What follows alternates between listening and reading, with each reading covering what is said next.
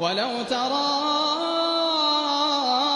إذ وقفوا على النار فقالوا يا ليتنا نرد